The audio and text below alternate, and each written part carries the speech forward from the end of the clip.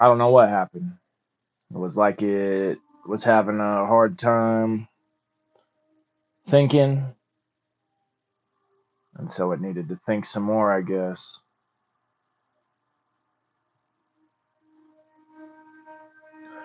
But no big deal. If at first you don't succeed, then, then I guess try it again, huh? That's what they say.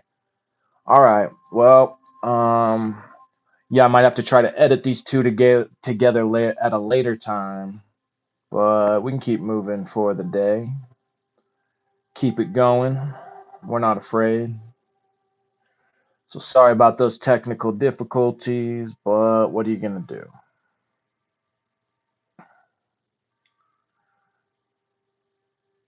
You're gonna do exactly what we are gonna do, and that's keep moving. But I might go ahead and start this fifth one over then.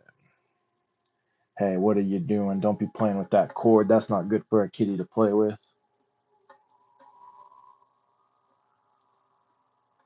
Okay then.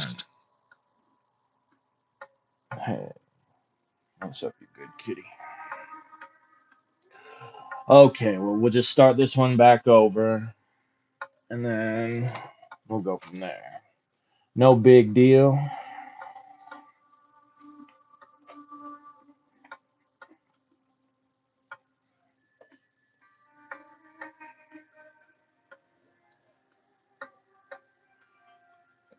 All right then. So, chapter 5, The Living Cosmos. In this chapter, Hermes succinctly outlines the essence of his philosophical ideas and paints the picture of the cosmos as a living being, teeming with life. In the beginning, there is unity. Unity separates into two fundamental forces, which, like the negative and positive poles of a battery, generate everything. Hermes describes them as light and life, which become mind and soul. We experience them as thoughts and feelings. The oneness of God is both light and life. These two forces are the parents of the mind of the cosmos.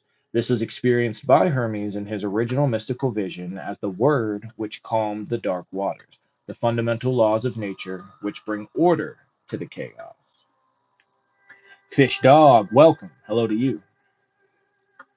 The physical cosmos is a perfect reflection of this ordering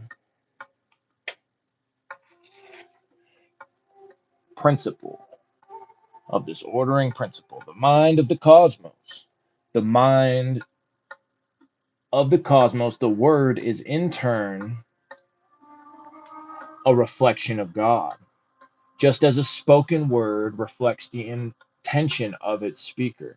Since God is all goodness, the cosmos is therefore also good. And let's see. Fish Dog says, not a lot of people are praising the Lord on this app. And Fish Dog says, I never really respect you. Well, Fish Dog, I just really don't know what to say to all of that. I hope you're having a good day, Fish Dog. I hope you realize that your day is going to get a lot better if it's already. Oh, he says, I mean, I really respect you. Thanks, Fish Dog. Appreciate that. All right then. Well, I can say I know what to say to that, and it's thank you. I appreciate that much. Hey, it's all right. Oh man, Fish Dog, I feel you on the typos.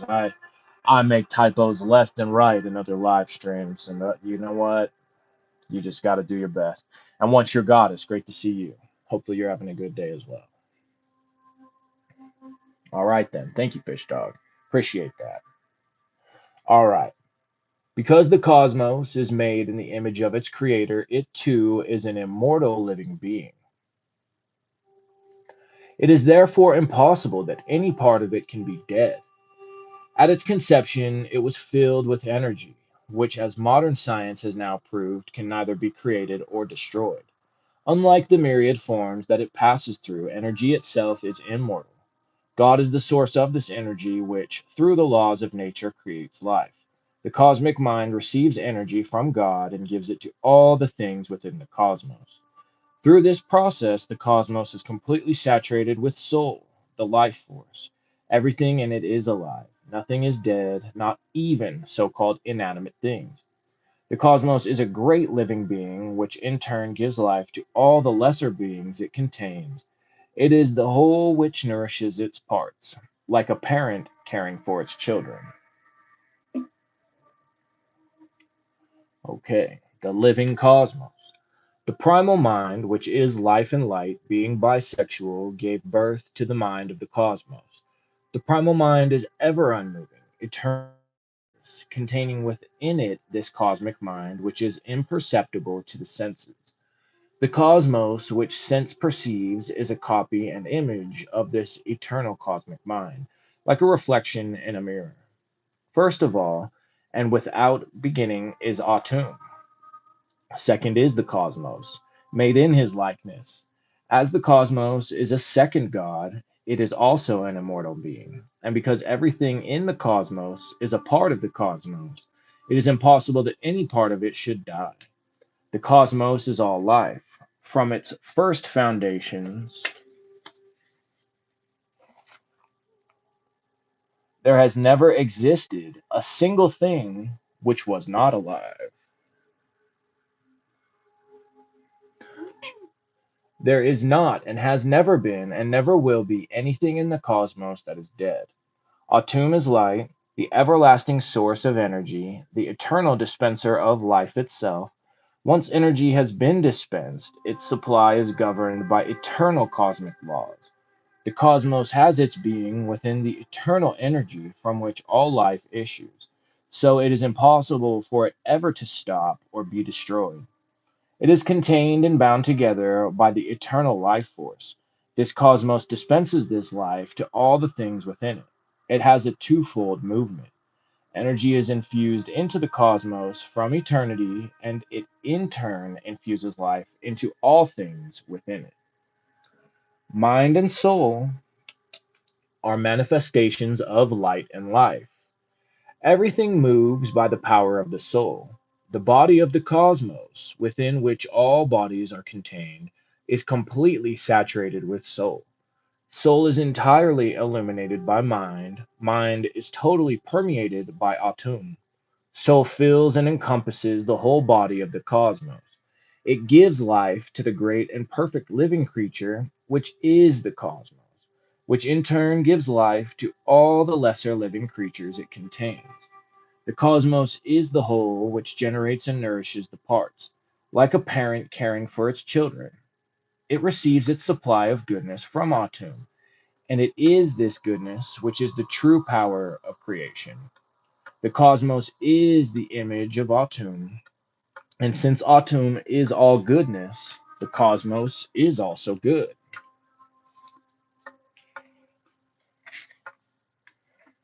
Oh, all right, that's the end of that chapter. Nice. And Fish Dog says, if you don't mind me asking, how did you get so famous to be able to live stream? I just started. You just started making a YouTube? Well, let's see. It's a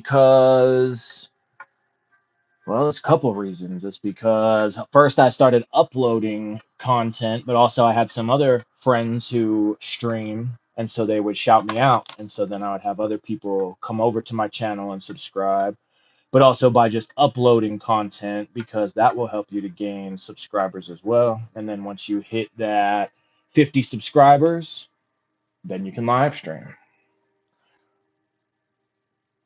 So I was patient, and then eventually it worked out. Well, yep, luckily I had some good friends who were looking out for me too and said, hey, go check this channel out. Okay, chapter 6, The Circle of Time. In this chapter, Hermes explores the nature of time and change. Everything in the cosmos is constantly changing. Things are born, pass away, and come into existence again, like old plants dying each winter, to return as new shoots each spring. All these changes, however, are governed by unchanging natural laws.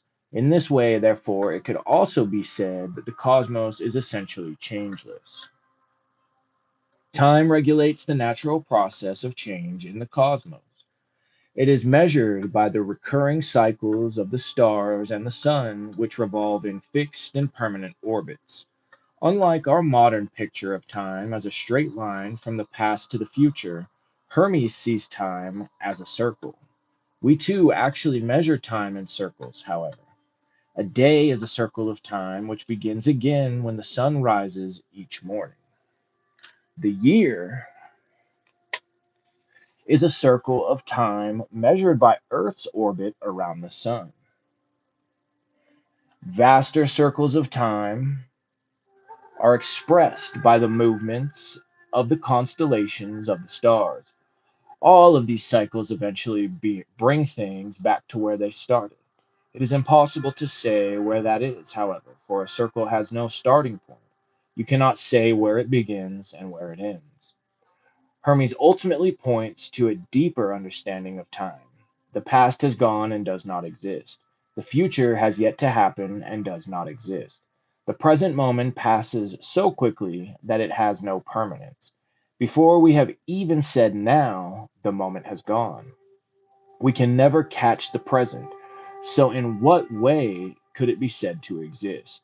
This mystical insight into the illusory nature of time is a way to glimpse the oneness of God who exists beyond time. For God, there is no past, present, and future, only eternity. Freeing ourselves from the illusion of time is yet another way we can experience God. And Fish Dog says, "Sorry, I have to go. But if you're live streaming tomorrow, I'll watch." Yep, I'll see you tomorrow then, and have yourself a good rest of the day. Thank you for stopping by. All right, the circle of time. In a sense, the cosmos is changeless because its motions are determined by unalterable laws which cause it to revolve eternally without beginning and end. Its parts manifest, disappear, and are created anew again and again in the undulating pulse of time. Through the process of time, life within the cosmos is regulated and maintained. Time renews all things in the cosmos by the circling process of change, measured by the heavenly bodies returning to their former positions as they revolve around the heavens. The present issues from the past, and the future from the present. Everything is made one by this continuity. Time is like a circle, where all the points are so linked that you cannot say where it begins or ends. For all points both precede and follow one another forever. Yet there is an even deeper understanding. The past has departed and no longer is. The future has not arrived and is yet to be. Even the present does not last, so how can it be said to exist when it doesn't stay still for a moment? Dang, that's a good question, huh? That's a real good question. Huh. How can it, guys? How can that be said? I guess it can. Okay, chapter 7. The gods.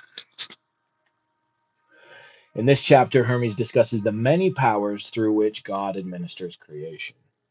To the ancient Egyptians, the night sky was seen as the body of the black goddess sprinkled with stars. In the Hermetica, she is known as the great goddess Destiny, whose unalterable laws are written in the unchanging star fields of the constellations. Against the background of these stars circle the planets. Ruled by the great goddess, they administer her face to all things upon the earth.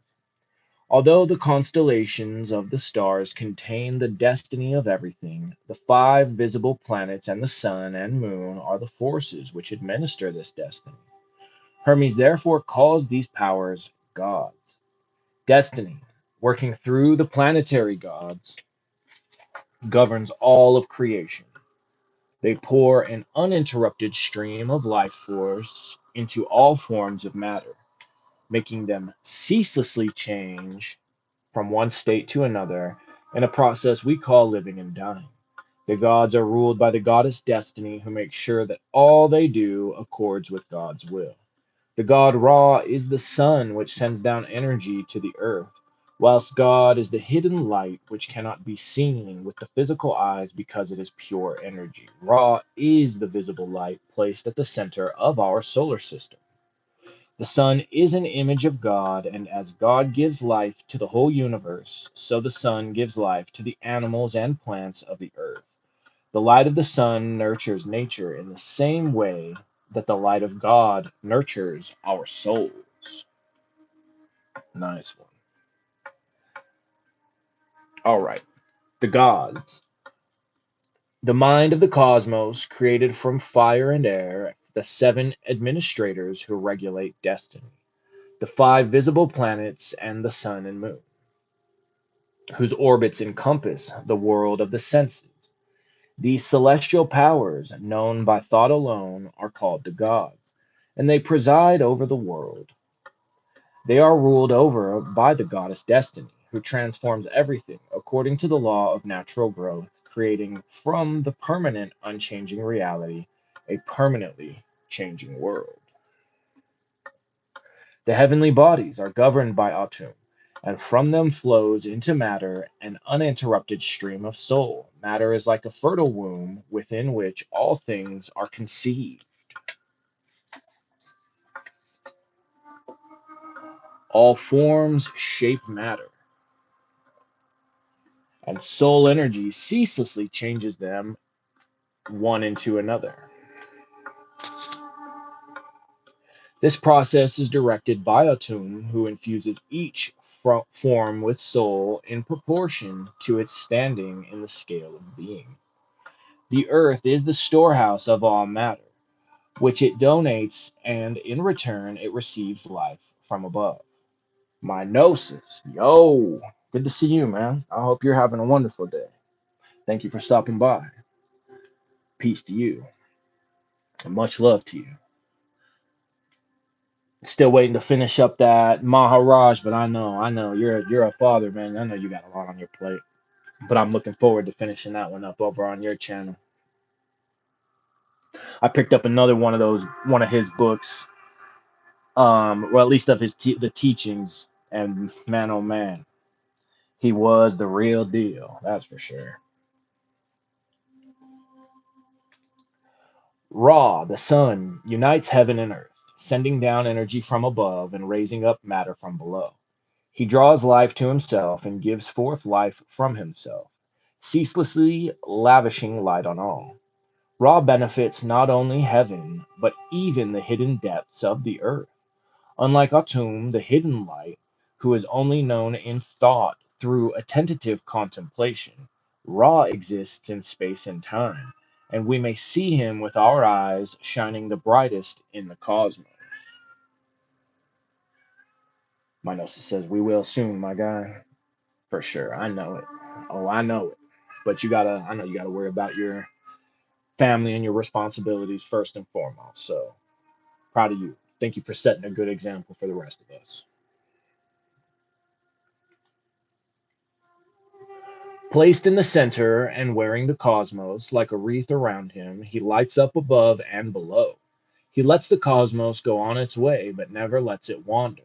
For, like a skillful chariot driver, Ra has tied the cosmos to him, preventing it rushing off in disorder, and his controlling reins are rays of light. The sun is an image of the Creator, who is higher than the heavens.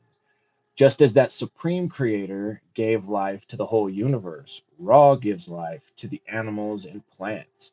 His material body is the source of visible light. And if there be such a thing as a substance not perceptible to the senses, the light of the sun must contain that substance. Yet what it is or how it flows, only Autumn knows. And my gnosis says, yeah, fatherhood hitting hard. Yep, but it's one of the most sacred things that can be done on this planet. That's for sure.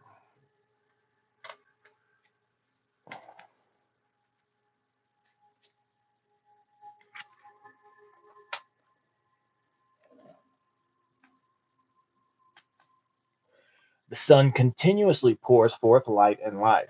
Ra nurtures all vegetation, gathering the first fruits produced by the power of his rays, as if in his mighty hands, bringing our sweet perfumes from the plants. In the same way, our souls, like heavenly flowers, are nurtured by the light of Atum's wisdom, and in return, we should use in his service all that grows within us. All right, then. Okay. We'll probably do, since that first part before we got cut off ended up being about a half hour, we'll probably go just a little more. And then I'll either find a way to stitch them together or whatever. I mean, I put them in the playlist anyway, so they should be able to flow pretty good. One way or another, I figure it out. No big deal. But we'll do, I'm thinking, I don't know, at least one or two more. So, chapter 8, the hierarchy of creation. In this chapter, Hermes summarizes his teachings on the way in which God creates and maintains the cosmos and all it contains. God creates an ordering principle, the mind of the cosmos. This ordering principle continually organizes chaotic matter into a beautifully ordered physical cosmos. Time is one of the principles by which the cosmos is ordered. The existence of time means that everything within the cosmos is constantly changing, but in a measured way. God is the goodness that creates life. The mind of the cosmos is the fundamental laws of nature, the permanent and unchanging principles which govern life. The physical cosmos is the beautiful order of nature within which life exists. Time is the governing principle of the cosmos, which produces change. Constant change is the process of everything, living and dying. Hey, well, you're the one who tried to jump in the laundry basket and knocked it down. The cosmic mind is an idea expressed by the mind of God. The physical cosmos is a thought expressed by the mind of the cosmos. At the heart of the cosmos is the life giving sun, which is an image of the life giving soul at the heart of every person. Hmm. The hierarchy of creation. Atum creates the cosmic mind. The cosmic mind creates the cosmos. The cosmos creates time. Time creates change. The essence of Atum is primal goodness. The essence of the cosmic mind is permanent sameness. The essence of the cosmos is beautiful order. The essence of time is movement. The essence of change is life. Atum works through mind and soul. The cosmic mind works through immortality and duration. The cosmos works through turning and returning. Time works through increase and decrease. Change works through quality and quantity. The cosmic mind is in Atum. The cosmos is in eternity. Change is in time.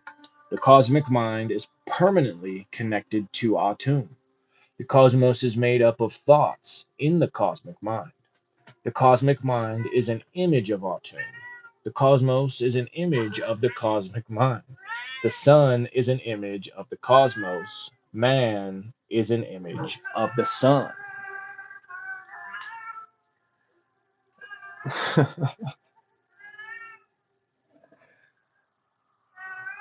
These kitties, she's taking a nap. I get home to read and she's taking a nap, but then you start reading and she starts howling.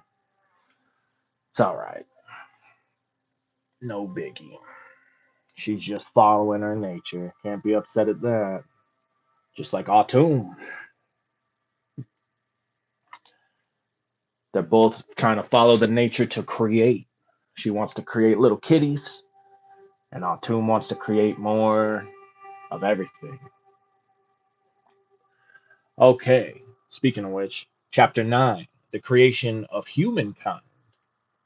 Having discussed the principles by which God created the cosmos, in this chapter, Hermes describes the making of mankind. God created humankind because he wanted there to be a creature capable of appreciating the great beauty of his cosmos. He asks each of the gods who administer the cosmos to provide something to benefit humanity. The sun gives joy, the moon gives sleep. So there's another way we could look at that tarot today also, right? Because if the astral dream, all of that, ooh, and chapter 9, huh? Yesod. So perhaps the way that some of this information will start to speak to us through sleep, through dream, because that definitely will happen. Unless maybe you're somebody who doesn't dream, or maybe your dreams are just so chaotic that you have a hard time getting anything from them.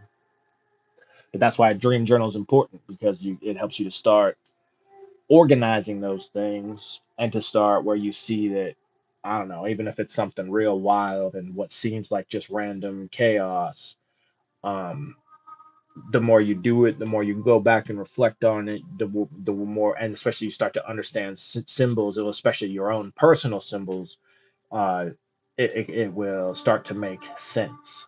But it's one of those disciplines. This whole thing's a whole bunch of discipline you gotta stay after. Saturn offers the limits of necessity and the balancing force of justice. Jupiter gives peace, and Mars gives struggle. Venus offers love, and Mercury wisdom. When God hears what the gods will offer, he thinks humankind into existence. At first, humanity is just a thought, a soul. It is unable to tend and look after the earth as God wishes, so God gives each human a mortal body within which to house the immortal soul. To do this, he first creates nature. She is like a beautiful woman. God makes her mistress of the world. She produces the seeds of natural life. Seeing in the human soul an image of God, nature falls in love and merges with her beloved. This is the blending of body and soul which produces each one of us. Hence, all human beings have a dual nature, being a combination of an immortal soul and a mortal body. We honor both sides of our nature when we serve God by administering the natural world for Him. Finally, God gives humankind a last great gift, the ability to reproduce. He gave a lot of things that ability. That's why the cat's hollering. More than this, he makes the process a holy, loving sacrament which reflects the marriage of matter and spirit that creates the cosmos. The sacred bond of love unites man and woman together so that they may share their essential qualities with each other. Nice. All right, the creation of humankind. When the Creator, who, for want of a better name, we call Atum, had made the second God, which is the cosmos, he was pleased. His creation was beautiful and wholly filled with goodness, and he loved it like his child. In his kindness, Atum wished for there to be a creature capable of appreciating the beauty of his creation. So, by an act of will, he created humankind to be an imitator of his divine wisdom and nurturing love. Atum asked each heavenly god in turn, what can you provide for humanity, which I am about to create? The sun said it would shine all day, providing laughter as a source of joy for both mortal minds and the boundless universe itself. The moon promised sleep and silence, and to shine by night. Saturn offered justice and necessity. Jupiter gave peace and Mars struggle. Venus pro-offered love and pleasure. Mercury, who is also called Hermes, said, I will make humankind intelligent. I will convey to them wisdom and knowledge of the truth. I will never cease to benefit all humanity. Autumn was glad when he heard these words and gave the command that man should come into being. Mind, the All Father, who is life and light, gave birth to humanity which bore his own image, and he took delight in his offspring. Joined to the gods by a sense of kinship, humanity worshipped them with piety and holy thoughts, while, for their part, the gods watch over humanity with concern and loving mercy. At first, man was solely eternal and spiritual, but Atum saw that his new creation could not tend the earth unless he sheltered him in a material envelope, giving man a mortal body as well as an immortal soul. So Atum bade nature be, and from his voice came a woman's form, so lovely that the gods were smitten with her beauty. Atum made nature mistress of the world. She communed with herself, producing all kinds of seeds, which Atum took hold of with his hands and scattered over the earth, who is the mother of all worldly things. Seeing in man a beautiful image of Atum, nature was filled with insatiable love. She clasped him to her, and they merged to become one in love. Mortal and eternal, blended and blended and mingled, so that man may perform the demands of both sources of his nature. Firstly, to serve God, venerating and praising the things of heaven. Secondly, to assist and administer the things of earth, by tilling the soil, navigating the waters, building on the land, and by serving each other. That strongest of bonds that links the human race together. Then Atum, the master of generation, bestowed on humankind the sacrament of reproduction, full of affection and joy, gladness and yearning, and all the heavenly love that is his being. I would have to explain the nature of this compelling sacred bond that binds a man and woman together, were it not that each one of us, if we explore our innermost feelings, can experience it for ourselves. Contemplate that supreme moment when each sex infuses itself with the other, one giving forth and the other eagerly embracing. At that moment, through the intermingling of the two natures, the female acquires male vigor, and the male is relaxed in female languor. This sweet sacramental act we celebrate is shared in secret, because if performed openly before impure eyes, the ignorant may mock, and the divine power manifesting in both sexes will shy away. Huh. That sounds kind of similar to even how magic works. Because unless you are working with other magicians, then most people are gonna mock it and talk about this is just a bunch of nonsense and all that. Okay, then I think that's a good place to stop it because then between the two streams, yeah, we're at that hour mark. So tomorrow we'll pick up on chapter 10, the birth of human culture. But see, we just went through, man, we blasted through a bunch in an hour. That was like, let's see, how many pages was that even?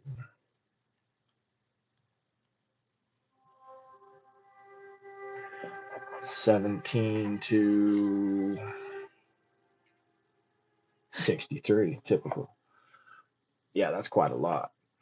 It's like what, 17 to 63. That's about 46 pages. No, 50. 17 to 63. That's about 56 pages. That's a lot in one day and in 1 hour. So yeah, we'll probably fly through this because then if that means then if we got 63 to about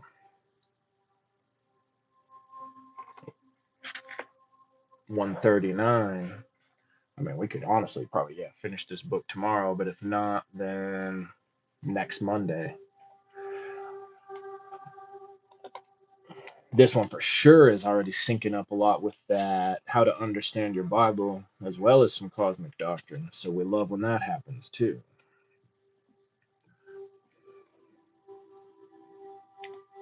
But we're not trying to be in too much of a hurry. Although you will find that the more you invest in your study as well as your practice, and since you should be hitting at least that 50-50 zone, that the more you'll start to see through the illusion, right? Because sorcery is more like the creating of illusions for others, whereas like actual magic is stripping those illusions away. And so that's why you should definitely, I'm always encouraging you guys, I'm going to continue encouraging you guys to be practicing just as much as you are studying, whether that studying comes from actual going through books like we have been on this channel, whether that comes through, even though I'll talk a little smack on the consuming of reels and too many videos and all that, or podcasts, still, I mean, that can be still a pretty decent way to learn some things. But I just see the problem with a lot of that is, which is not to say that a book can't be full of BS, but for the most part, a lot of these books have sources. You can then go pursue those sources and see. But there is some BS out here, that's for sure. I've certainly encountered a couple books where I'm like, man, just throw this thing in the fire, get this out of here. But I'd say I encountered that a lot more in reels. Um, because I don't know why. I don't know why people want to make stuff up so much. But hey, that's their karma at a certain point. But do the dang thing, because it's going to help you to strip away the illusions.